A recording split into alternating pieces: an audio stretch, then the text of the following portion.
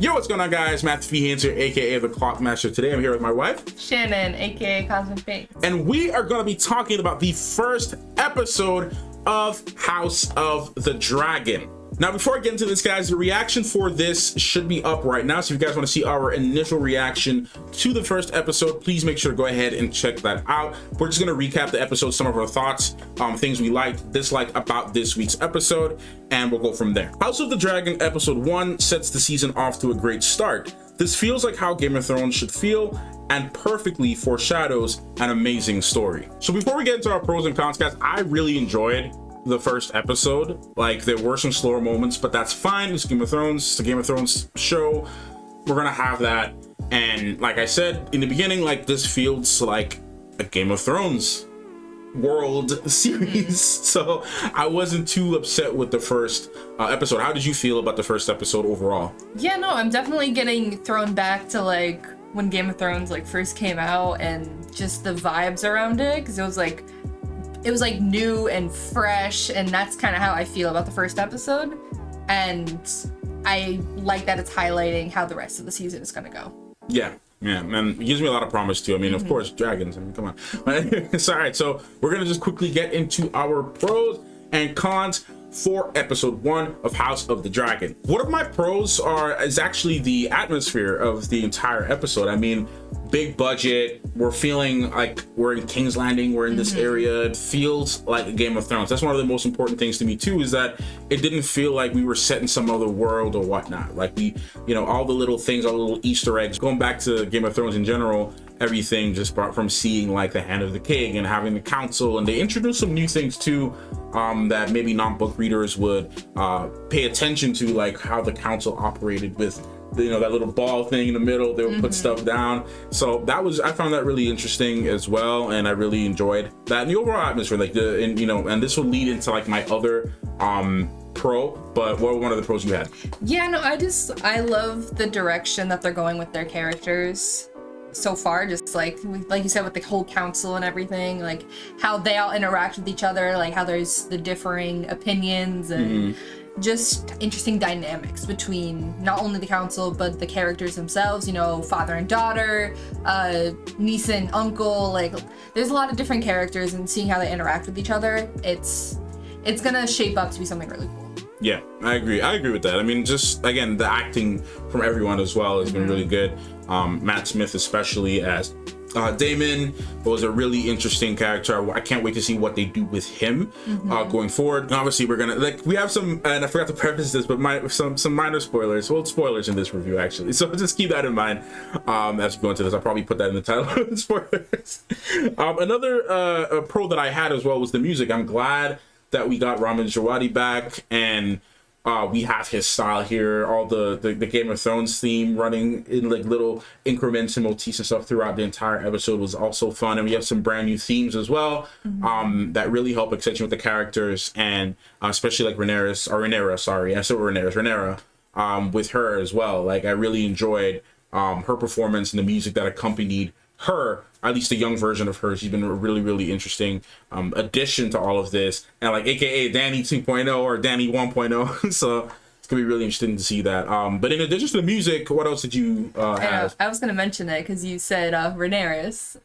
Rhaenyra or Rhaenyra? I keep messing that up. It's Rhaenyra. You said Rhaenyra. Oh yeah, Rhaenyra. My bad. So like he said, you know, kind of like Daenerys vibes with going on with Rhaenyra, and I feel like her being very similar brings that sense of familiarity. Dracarys.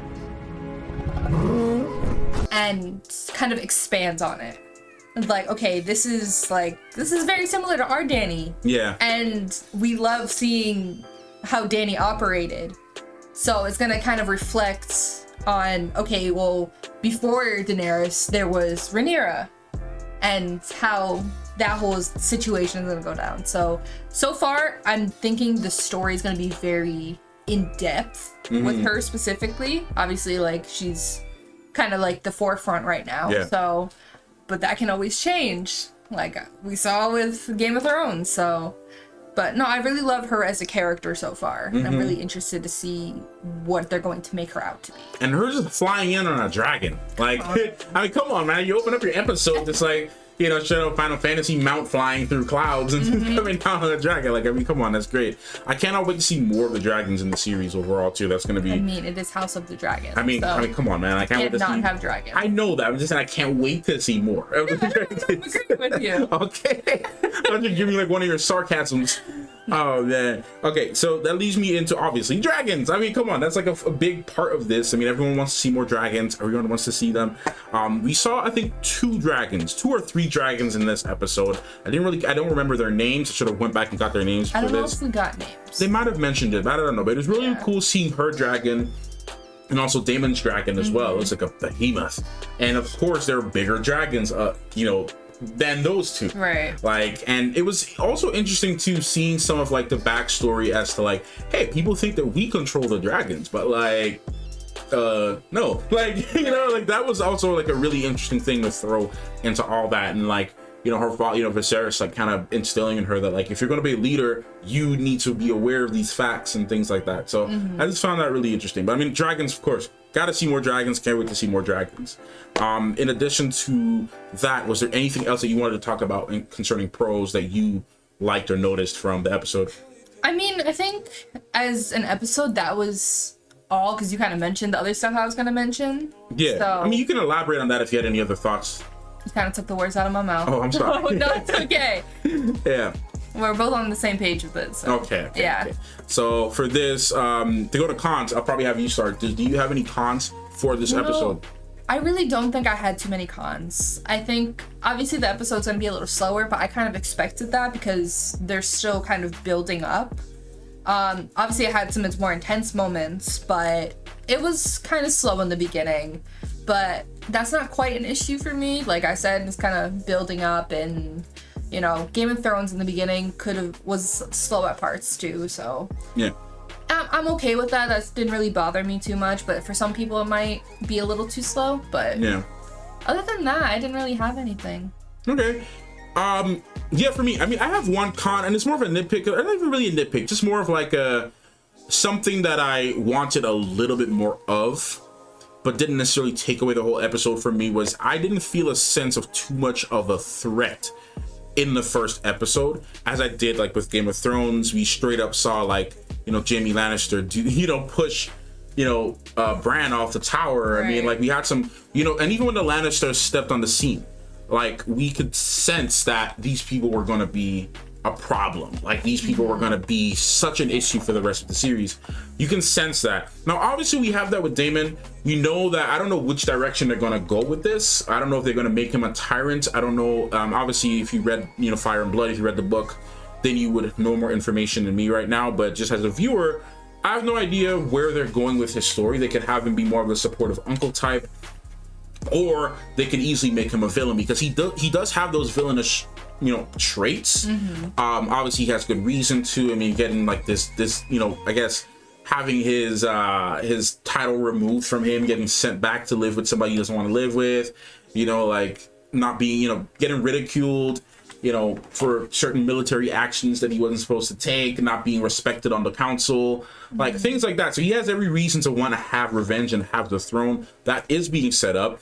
He obviously has a posse. He has the people in the rest of the community that's supporting him and wants to, like, you know, I guess, I don't know if gaslighting would be the right term for this, but they're all like really like engaging him and like really getting in his head and like, oh, you're the king, you're the true heir, Right. you know. And so that stuff is getting into his head. So he does have, and he's very violent too. He's very prone to violence. He's easily one of the more violent characters we've seen in the episode, at least so far. Obviously it was some stuff going on with Viserys and his heir, and you know, his wife, unfortunately, what happened with her and losing the babies and everything like that. So that was kind of more towards the forefront.